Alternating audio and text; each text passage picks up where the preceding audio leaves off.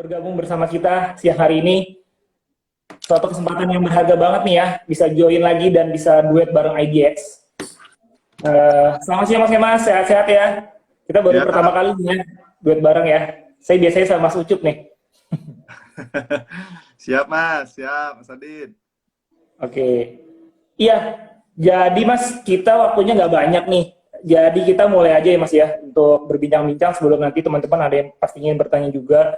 Jadi saya sebenarnya ngelihatnya gini Mas, karena kita melihat sebenarnya kan ini di awal 2022 ini nampaknya ini menjadi tahun yang cukup menantang ya buat investor ya, apalagi trader gitu ya, karena di awal tahun kita juga belum selesai yang dengan namanya pandemi, kemudian dihebohkan dan kita juga akhirnya nggak nyangka bisa terjadi invasi juga nih ya, Rusia ke Ukraina, kemudian membawa kejutan dengan kenaikan harga-harga komoditas yang tentunya nanti akan membuat inflasi juga. Nah, teman-teman pastinya berpikir dan bingung ya, walaupun memang pastinya mereka juga sudah membekali diri, tapi tetap aja ada kekhawatiran ya, buat yang sudah berpengalaman pun pastinya juga ini akan jadi challenge juga nih di tahun ini.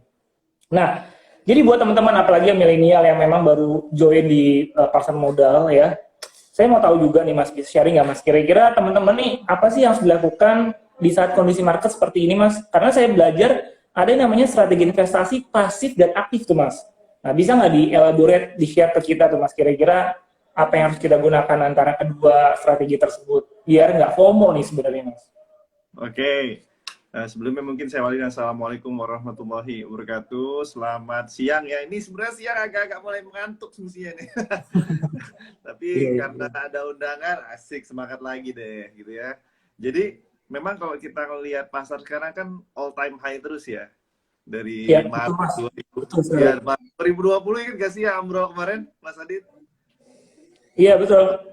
Pas Amro kemarin kalau seandainya ikut Iya. beli pada saat Maret 2020 kemarin, Oh iya. sekarang pasti cengar-cengir ya. Betul, betul. Ya nggak sih? Betul, betul, betul. Jadi sebenarnya kan Betul. kita balik lagi ke sudut pandang. Kalau saya kembali ke why-nya. Saya belajar yang namanya start with why. Start with why itu gini, kalau kita mau masuk berinvestasi, kita mesti tahu why-nya apa sih? Kenapa sih saya mesti investasi gitu ya. Nah, kalau seandainya bicara newbie, lagi-lagi newbie ya saya bicara. Kalau sekedar saran buat newbie, berinvestasilah jangka panjang. Why-nya umpamanya gini, saya pengen berinvestasi untuk saya naik haji, buat saya umroh, buat saya umpamanya pensiun. Why-nya umpamanya itu, ya nggak sih? Nah, ketika Ya, kita bicara umroh, buat sekolah, S1, S2, dan lain-lain tadi, kita pasti akan mengatakan saya mesti mulai investasi as soon as possible, ya kan? Nah, betul, ketika betul. bicara investasi as soon as possible, barulah kita cari instrumennya. Di mana kita harus investasi? Jawabannya pasti tempat yang legal, ya kan? Jangan kayak yang sekarang nih. Kita tahu sekarang udah banyak sultan-sultan kan ditangkap ya kemarin ya. Betul, Gara-gara betul, Mas. Ya, gara-gara salah kaprah memahami yang namanya investasi sama spekulasi. Apalagi ternyata spekulasinya di tempat yang ilegal pula gitu kan ya. Nah, karena betul. itu kalau saya ketika kita sudah menemukan why-nya dan kita tahu investasinya kemana di tempat yang legal, jawabannya adalah pasar modal, barulah kita akan memisahkan mana yang harus kita lakukan. Umpamanya, ada dua tipe investor yang saya temukan di lapangan. Ada orang yang cenderung investasi jangka panjang, habis beli lupa. Pokoknya why dia kan buat pensiun. Iya, Ya nggak sih? betul. Nah, Betul. kemudian ada juga yang pengen jadi spekulan.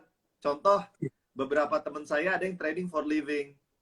Ya dong. Oke. Kalau misalnya yang Betul. trading for living, memang dia akan tiap hari jual beli, jual beli. Sedangkan kembali ke cerita saya tadi di Maret 2020, ketika orang punya prinsip saya investasi jangka panjang, ketika pasar lagi ambrol dan sekarang lagi naik kan pasti cengar-cengir. Iya. Pertanyaannya, apakah dia akan jual? Kan gitu Hmm. ya. Apakah Betul. dia akan jual? Kalau punya prinsip jangka panjang dia akan keep. Nah, pertanyaan berikutnya adalah kalau sekarang saya masuk. Kalau sekarang saya masuk, itu pertanyaannya buat newbie kan. Karena newbie Betul. mungkin nggak nonton di Maret 2020. Dia ngelihatnya Iya, sekarang, bulan Maret 2022 ya. Ya kan? betul. Maret 2002 tahun kemudian nih. Nah, pertanyaannya, apa yang saya lakukan sekarang? Kalau saya kembali ke prinsip why tadi, kalau tujuannya adalah jangka panjang, nggak ngaruh mau dia lagi all time high, mau dia lagi jatuh, saya tetap masuk, umpamanya gitu. Nah, kembali ke prinsip 3P, paham, punya, pantau, yang Oke. campaign IDX ya. Jadi kita pahami dulu bisnisnya. Saham itu kan nggak ada kata rugi kalau belum dijual, ya Iya, dong. setuju. Selama kita beli saham, contoh nih Astra, sekarang lagi-lagi Astra udah mulai naik lagi di harga 6 ribuan. Kalau andaikan kita masuk sekarang, andaikan, dan tiba-tiba besok ambrol, umpamanya, kembali ke prinsip awal tadi, kalau investasi tidak ada kata rugi sebelum dijual. Iya. Jadi, so far, even jatuh sekalipun, kalau punya duit, ya go ahead, ambil lagi juga nggak apa-apa. Ya kan? Tapi kalau Siap. spekulan, ini kan berbeda. Iya. Saya menemukan seorang spekulan, dia membeli saham umpamanya Astra. Dasarnya apa? Astra prediksi dia umpamanya di harga umpamanya hari ini bisa jebol umpamanya 7.000. Ini cuma contoh ya. Ini biasanya orang technical analysis nih yang melakukan hal ini. Nah, tiba-tiba ternyata jatuh.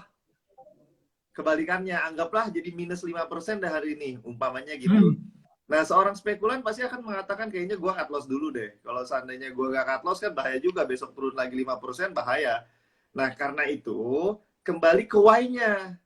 Kalau seandainya kita why-nya investasi jangka panjang, even dia jatuh pun, selama itu uang nganggur, jangan khawatir.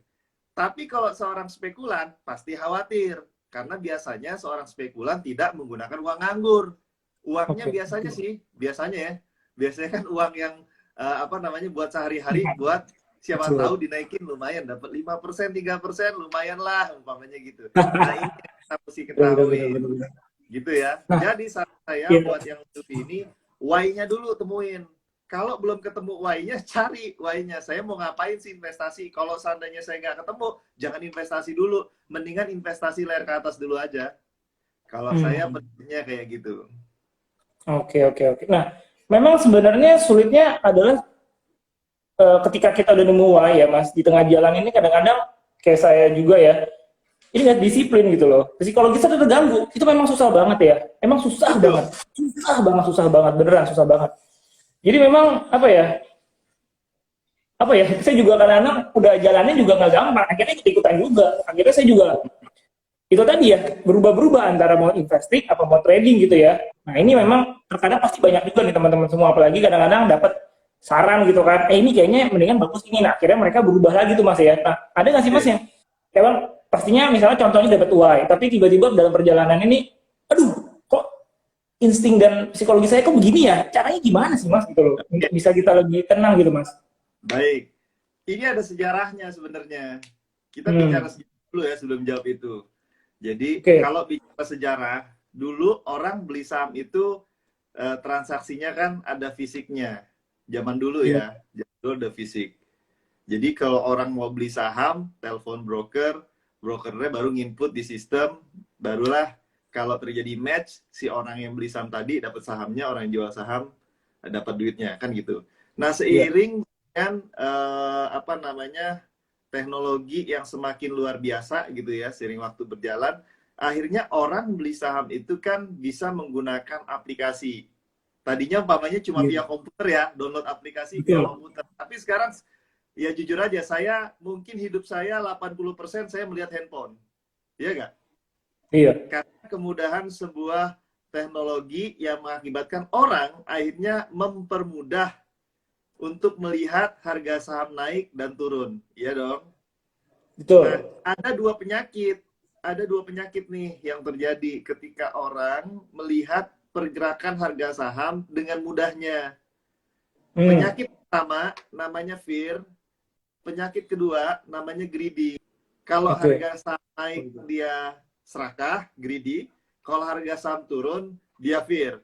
Sebenarnya penyakitnya udah ketemu. Ini karena sebuah apps yang bisa dilihat setiap detik yang mengakibatkan hati ini berubah-ubah.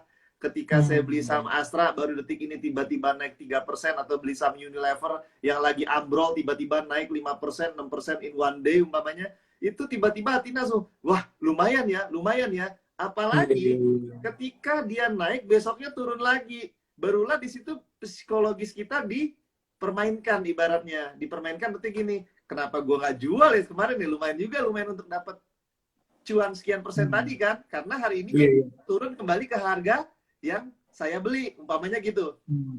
Nah, ada solusinya. Ada solusinya. Walaupun kalau secara Iya, doa, namanya doa broker kan pengennya orang bertransaksi setiap hari ya. iya, Bener nggak Mas? betul. Pasti Betul. gitu Mas Adit. Kan ada komisi yang lari ke Iya, broker dan juga lari kepada industri. Kan gitu ya. Nah, ada betul. cara paling mudah supaya newbie ini bisa mengatur psikologi. Nah, kalau dari saya ngobrol sama seorang banyak spekulan lah yang sering saya temukan, mereka mengatakan Oke. mereka membuka akun ada banyak biasanya Mas Adit. Contoh, Oh, umpamanya di iya. akun di ini CIMB kan ya? Bener ya? CGS, CGS, GSIMB. di CGS. Mereka buka akun satu atas nama dia, yang kedua atas nama istrinya, berikutnya atas nama anaknya, terserah deh, atau mau punya akun dua. Gimana caranya dia punya beberapa akun, tujuannya apa? Untuk memecah psikologi. Sebenarnya memecah psikologi ini dilakukan juga di dunia perbankan. Sebut saja Oke. beberapa digital, uang yang masuk ke satu rekening bank digital bisa dipisah untuk kebutuhan, umpamanya istri buat kebutuhan bayar sekolah anak, buat kebutuhan ini. Tujuannya apa sih? Ini coba bicara psikologis. Kalau seandainya dalam satu keranjang, keranjang itu doang diambil terus dari ATM dong, ya nggak? Iya, betul. Otomatis orang yang ambilnya nggak tahu juga, tahu-tahu udah habis uangnya ya, kan gitu. Nah, karena Betul. itu di pasar modal juga bisa diperlakukan seperti itu. Tapi memang bedanya dia membuka di beberapa akun. Yang pasti paling penting adalah uangnya uang nganggur, akunnya tetap ada, mungkin 3-4 account. Nah, ada akun yang mungkin ini buat jangka panjang, ini akun buat masa depan istri, satu lagi umpamanya ini buat umpamanya ya, buat spekulasi dia. Nah, Hmm. kalau berbicara spekulasi, ini lagi-lagi berdasarkan experience orang-orang yang suka cerita ke saya. Mereka Oke, bilang gimana gini, Mas? Hmm. anggaplah ada punya uang 100 juta nganggur. Umpamanya ini 100 juta ya. Atau Oke. kegedean deh, namanya newbie 100 juta mungkin gede. 10 juta lah ya, umpamanya. 10 juta nganggur nih. Pastikan berspekulasi lebih kecil daripada yang investasi jangka panjang. Umpamanya, contoh Oke. ya, 8 juta investasi jangka panjang, 2 juta berspekulasi. Nah, ketika bicara spekulasi ini juga sama, mesti komit, punya Hmm. target plan. Target plan-nya apa umpamanya? Saya punya target umpamanya kalau dia naik 5%, saya mau tarik, nggak apa-apa. Jadi anggaplah modal 2 juta untuk berspekulasi, dia naik 5%, saya dapat untung kira-kira 100.000. Umpamanya gitu Iya, ya. 100.000, kalau betul. dia naik 100.000, saya ambil. Nah, permasalahannya sekarang, ketika bicara berspekulasi, lagi-lagi saya melihat di lapangan, orang kadang-kadang nggak merasa cukup. 100.000 kok kecil amat ya, bener nggak? Jujur aja Mas Betul, Adit. betul, betul. Betul, Modal 2 betul. juta, spekulasi, tiba-tiba cuan 100.000 kok rasanya kecil. Nah, inilah yang jadi masalah. Jadi, jangan membandingkan cuan kita dengan cuan orang lain yang mungkin dia Iya, bisa dapat 80%. Jangan pernah melakukan hal setuju. itu. Yang kita bandingkan adalah, andaikan kita menaruh uang di deposito. Deposito 3,5%, 4% setahun. Hmm. Umpamanya, kita Iya, bandingkan ke obligasi atau sukuk yang mungkin sekarang cuma 4,95%. Artinya kalau kita dapat 5% dalam jangka waktu 2-3 bulan kan lumayan sebenarnya. Benar iya. nggak sih? Iya Setuju. kan? Iya, Setuju kan? Artinya jangan compare dengan orang lain di dunia pasar modal yang bisa ngasih return tinggi. Nah, kalau yang investasi jangka panjangnya itu jangan diutak-atik. Karena itu biasanya buat orang-orang yang kayak gini nih, tipikalnya dia kasih akunnya ke istrinya, username passwordnya nggak dikasih tahu ke dia. Cuma dia bagian HP doang, kemudian dia suruh istrinya buat beli betul. belanja. Silakan, nanti pokoknya Iya. beliin saham ini, tapi user password jangan kasih tahu saya. Gitu, kira-kira itu cara memecah psikologis. Dan cara ini itu paling susah dijalanin, karena kenapa? Nanti fakta yang terjadi adalah kalau kita nggak komit, tadinya kan 8 juta jangka panjang, 2 juta spekulasi ya. Iya. Yang terjadi akhirnya kebalik. 2 jutanya jangka panjang, 8 jutanya spekulasi. Karena greedy tadi Goda. kan, wah naik nih, aduh yaudah deh. Iya. Kebalik akhirnya. Nah, karena itu saran saya adalah kita mesti komit. Spekulasi perlu komitmen, jangka panjang juga perlu komitmen. Nggak ada yang nggak pakai komitmen. Semua punya komitmen Iya. dan semua punya Setuju. target. Jadi sebagai investor rugi, lakuin aja kayak gitu. Jangan ngerasa saya untung dikit amat cuma 100.000. Hey, Hmm. 5% kalau bisa dapat sebulan itu gede banget kali. Atau 2 Konsisten ya Mas. bulan. Iya kan? Iya, Compare betul. jangan bandingin dengan orang-orang yang bisa ngasih return tinggi dan pasti Iya, itu bahaya. Pasti investasi betul. bodong. Betul. Setuju. Setuju. Nah, jadi pembahasannya jawabannya luar biasa sekali nih karena saya juga akhirnya nemu bahwa dari Mas Kemas, oh oke, jadi memang bisa saya pakai ya untuk nextnya strateginya kita bisa membuka beberapa akun karena memang yang sudah saya jalani memang sejauh ini hanya baru satu akun gitu ya. Dan sudah terjawab juga nih, ada pertanyaan sama seperti saya Mas Kemas ya dari Ibu ya, Ibu Meliana EMP ya. Jadi memang itu pertanyaannya sama banget yang tadi saya tanyain ke Mas Kemas juga. Dia bingung juga mengatur disiplin dan juga psikologis. Jadi itu udah dijawab ya, Bu ya, sama Mas Kemas secara detail sekali ya. Jadi harus bisa di action nih. Nah, next nih Mas, ini kita coba masuk ke pertanyaan ya Mas. Ada pertanyaan lainnya nih. Ini Mas sebenarnya udah dijawab juga sama Mas Kemas nih. Mungkin ada tambahan sedikit ya Mas. Masih bingung juga nih, kira-kira yang tadi gonjang ganjing gini, kira-kira investasi saham oke nggak ya? Agak takut soalnya. Balik lagi ya Mas ya sebenarnya ya. Karena sebenarnya balik lagi why-nya tuh apa gitu kan? Yes. Yes. Kalau seandainya dia spekulan, tujuan Anda umpamanya spekulasi, ini mesti sering ikut kelasnya CGS, kelas apa Bias namanya juga. analisis sekaligus mengetahui market update. Ini sekedar tambahan aja ya. Seorang spekulan kalau dia belajar yang namanya teori Dow teori kita bilang gitu. Dow teori itu mengatakan kalau kita mau berspekulasi kita pakai cuma melihat dua hal dia bilang. Hal pertama namanya lihat volume, kedua namanya ngelihat price. Dia nggak ngelihat isu, nggak peduli sama isu. Umpamanya contoh Rusia Ukraina lagi perang, umpamanya gitu kan ya.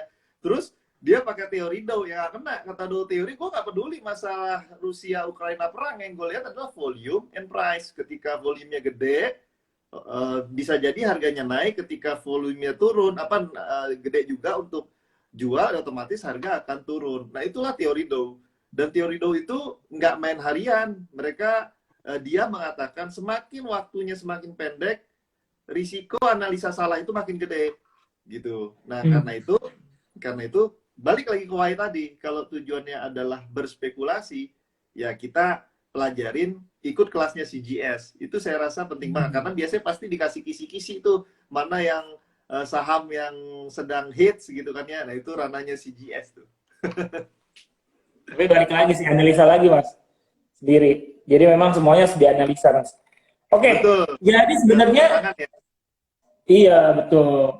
Ini karena kita udah mau selesai nih Mas ya. Bisa nggak dikasih kesempatan Ini udah terakhir mau Mas? Karena selesai nih. ini sangat epic banget nih Mas. Sorry? Cepet banget udah mau selesai. Iya, kita cuma punya waktu 20 menit nih Mas. Siap, siap, Kalau siap. kemarin sama Mas Marco-nya 1 jam. Oke, bisa nggak dibagi Mas tips-tips buat teman-teman nih pesan-pesan terakhir agar mereka bisa lebih confident setelah tadi juga udah dikasih tahu Mas.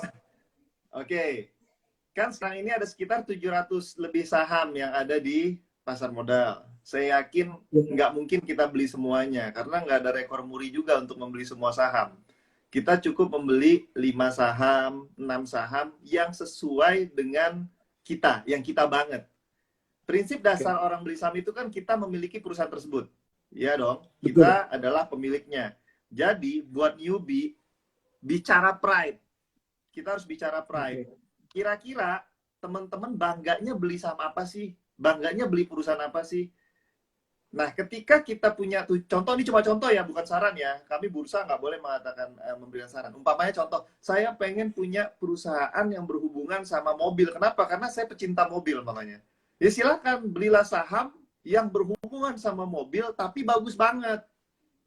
Hmm. Kalau katanya si Warren Buffett itu beli Coca-Cola karena apa? Karena mata dia melihat, lidah dia merasakan produknya, otak dia berpikir saya mesti membelinya, gitu ya. Nah karena itu kita gunakan cara yang sama, seperti Warren Buffett lakukan, kita melihat produk apa yang kira-kira banyak orang pakai, saya juga suka. Dan ibaratnya, ya mungkin Warren Buffett kalau lidah karena dia membeli saham Coca-Cola. Jadi dia ciptain, nggak mungkin juga kita jilat mobil, ya gak sih? Karena nggak ada rasanya Betul. juga.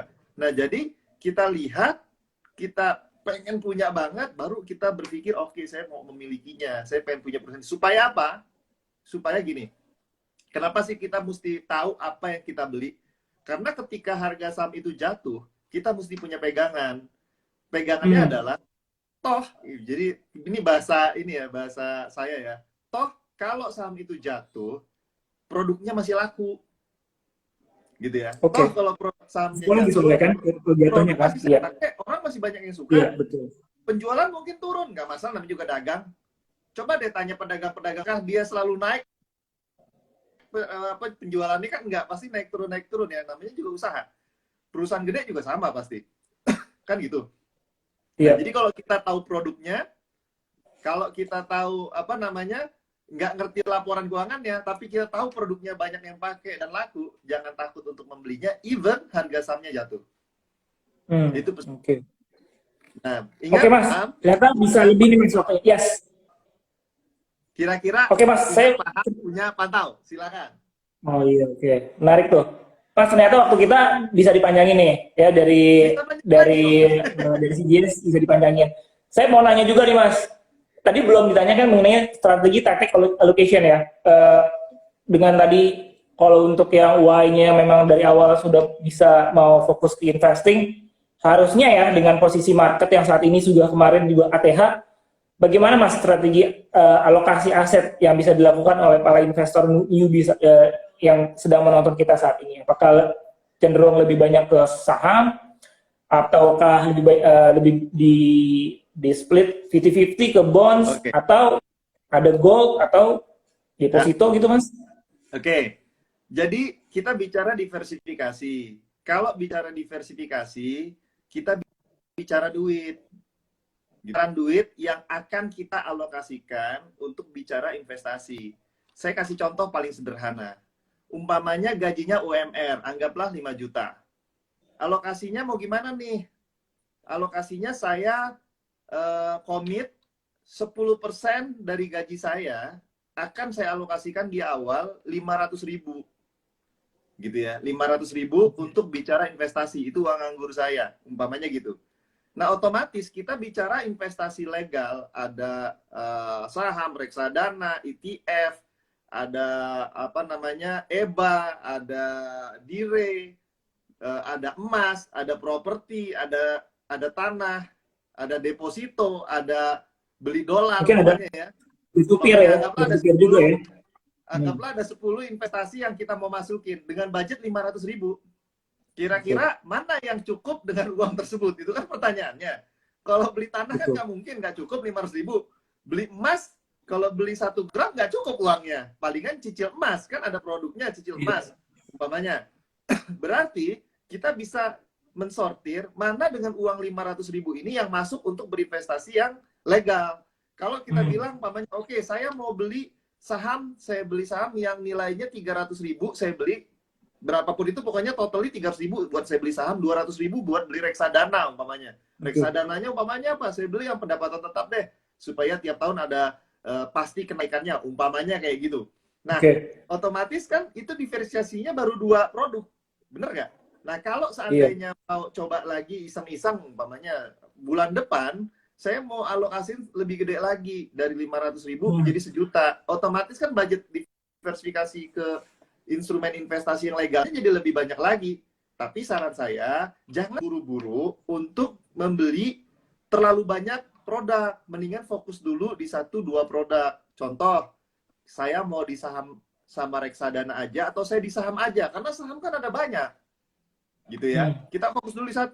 Ketika kita udah ngerasa itu cukup, barulah kita cari umpamanya instrumen fixed income, umpamanya. Contoh, kita ke EBA, umpamanya. Atau mungkin ke Sukuk. Jadi itu kembali kepada budget. Jangan terlalu terburu-buru, saya pusing nih, saya mau masuk yang mana. Kalau seandainya kita pusing mau masuk yang mana, akhirnya nggak investasi juga. Itu yang terjadi. Itu yang terjadi. Orang akhirnya kebanyakan mikir, akhirnya nggak investasi. Mikir mau beli ina, akhirnya mendingan fokus dulu ke 1. Intinya instrumen apapun itu semua bagus. Yang penting legal. Gitu ya. Selama itu legal, pasti bagus. Semakin banyak, semakin bagus. Tapi masalahnya uangnya nggak banyak. Jadinya kita mesti mensortir uang, mesti mensortir investasinya yang legal akan kemana, kira-kira gitu. Benar-benar. Karena gini ya Mas, sebenarnya kalau dilihat, kalau saya juga mulai berinvestasi ya. Karena saya melihat compounding dari investasi saham itu sangat luar biasa ya Mas. Jauh melebihi semua yang bisa dilakukan kalau kita berinvestasi di instrumen lainnya. Pertama legal, yang kedua pemilihan sahamnya sudah tepat ya. Dan tentunya harusnya target yang kita ingin capai itu bisa tercapai sih Mas ya. Karena memang sudah terbukti juga kan kalau kita lihat nih daftar dari orang-orang terkaya dunia itu rata-rata semuanya memang memiliki perusahaan yang sudah listing ya, yang sudah established dan sudah dimiliki oleh masyarakat juga. Dan apalagi kalau misalnya kita lihat sekarang ini kan tahun lalu aja bisa cukup banyak sekali yang IPO ya Mas ya, dan papan akselerasi sendiri kalau saya lihat ini juga makin banyak juga ya yang masuk ya. Jadi seharusnya kalau menurut saya ini ada peluang yang bagus ya untuk teman-teman semua untuk bisa mulai join ke komunitas dan investasi di pasar modal kita ya Mas ya, karena emang kita masih cukup jauh tertinggal ya dari negara-negara lain ya. Jangan sampai nanti kalau ditanya kayak sekarang kan telat nggak ya? Duh, kalau ngomongin telat nanti juga besok bakal telat terus ya Mas ya, karena apa? Kan telat terus. Betul. Jangan telat ya, betul. Betul. Karena memang ini nggak ada ketika saya waktu 12 tahun yang lalu kuliah ya. Emang ekosistem dan juga teknologinya nggak semudah ini gitu. Enak sekali sekarang ini. Jadi buat teman-teman semua yang memang ingin mulai berinvestasi itu sangat udah dimudahkan sekali, Mas. Sangat. Nah, Bang. Pembukaan rekening cepat, kemudian juga gampang banget lah sekarang. Jadi menurut saya juga memang ini harus dimulai action ya Mas ya. Betul. Karena takutnya gini, Mas Adit. Kita bicara investasi saat ini kan saking mudahnya informasi yang didapatkan oleh masyarakat. Perhatiin deh, penipuan investasi semakin banyak, iya nggak? Iya, Ya, betul. ya kan? Masalah apalagi kita tahu mungkin beberapa selegram umpamanya menunjukkan nih kesuksesan saya sangat gede, bahkan umur saya masih muda, umpamanya gitu. Nah itu membuat orang semakin FOMO. Waduh, dia aja bisa, kenapa gua enggak? Logiknya kan kayak gitu ya. Nah, Betul. padahal ternyata dia mungkin melakukan hal yang keliru. Nah, karena itu, kalau saran dari saya buat teman-teman semua yang FOMO ingin berinvestasi, FOMO itu nggak salah kok. FOMO itu bagus, apalagi kita bicara umpamanya pengen investasi di tempat yang legal, itu bagus banget, gitu ya. Nah, karena itu mesti menemukan orang yang tepat. Mesti menemukan institusi yang tepat. Nah, karena itu salah satunya CGS atau bisa tanya juga ke Bursa Efek Indonesia supaya nggak salah dalam memasuki dunia investasi. Saya ada mau nanya juga nih Mas, bener nggak sih Mas ada hubungannya antara sebenarnya yang ketipu ini sebenarnya kan ada dua ya, baik yang sebagai selebgramnya ataupun yang si masyarakatnya akhirnya join gitu ya. Padahal sebenarnya kalau ditanya kan bentuk literasi di pasar modal ini kita udah mulai sounding cukup auranya cukup besar tuh 5 tahun terakhir lah, udah gila-gilaan ya. Ada nggak sih hubungannya literasi terhadap kasus penipuan yang terjadi dewasa ini, Mas? Ya, pastinya ada lah. Karena memang kalau saya bicara literasi, kan kita tahu ya, yang ketipu itu bukan hanya orang yang tidak berpendidikan, tapi orang yang berpendidikan. Bahkan mungkin ada yang lulusan ekonomi, akuntansi juga kena tipu. Ada yang kerja mungkin institusi keuangan bahkan bisa kena tipu. Jadi artinya kan masalah ilmu yang dia milikin ya mestinya nggak kena, tapi faktanya banyak juga yang kena. Nah pertanyaannya kenapa? Jawabannya simple. Masyarakat kita itu terlalu pengen cepet instan. Jadi ketika bicara nih ada kesempatan pengen kaya cepet, kenapa enggak? Logiknya kayak gitu. Padahal yang namanya kaya cepet itu kecil kemungkinan. Jadi kalau orang bisa kaya cepat itu, kalau menurut saya cuma ada 3 kemungkinan. 1, dia memang dari keturunan orang kaya. 2, memang dia dapat warisan akhirnya kaya. Yang 3, bisa jadi dia memang menipu. Jadi karena yang kayak gitu, dia bisa kaya cepat karena cara menipu. Nah jadi saran saya jangan terbuai sama orang-orang yang bisa kaya cepat, karena saya yakin kalau kata senior dulu lah ya, yang mungkin generasi baby boomers yang udah kaya raya seperti itu, mereka perlu usaha yang luar biasa untuk sampai titik itu. Jadi kita sendiri yang memang harus usaha juga, nggak ada yang instan. Kayak gitu sih. Yang penting hindari informasi-informasi yang keliru. Jadi belajarlah dari tempat yang tepat. Kira-kira demikian, Mas Adit. Wah, keren banget. Benar banget, saya setuju banget Mas dengan statement Mas Kemas yang terakhir bahwa nggak ada yang namanya kayak itu mau instan ya. Jadi butuh proses. Ya butuh proses. Yes. Karena kalau ada prosesnya itu kita ngerasain gitu bangun ya. Akhirnya kita jadi lebih mental kita jadi lebih apa ya, lebih bisa lebih dewasa lah. Jadi memang sebenarnya seni hidup kalau kita ikuti di pasar modal di saham ini memang banyak banget ya Mas ya. Dari sisi emosional, dari sisi kesabaran, kita sebenarnya diuji ya Mas ya. Dan Betul. sampai dengan money management juga akhirnya. Jadi memang Betul. ilmunya banyak sekali dan ilmu berkah juga belajar juga bisa kita dapetin Yeah. juga di sini. Dari pasar modal Oke. itu kita belajar ilmu kesabaran loh. Betul. Dari Setuju. pasar modal itu kita belajar ilmu kesabaran karena banyak orang yang nggak sabar kan. Setuju. Coba deh iseng-iseng testing.